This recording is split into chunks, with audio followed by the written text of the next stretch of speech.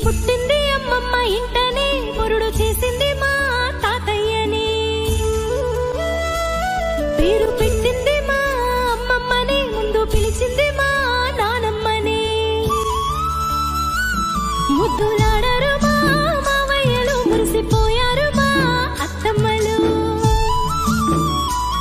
మా అమ్మమ్మ ఎప్పుడు కాపలా చూసుకున్నది కంటికి రెప్పలా లాల పోసింది జోల పాడింది బుగ్గ చుక్క పెట్టి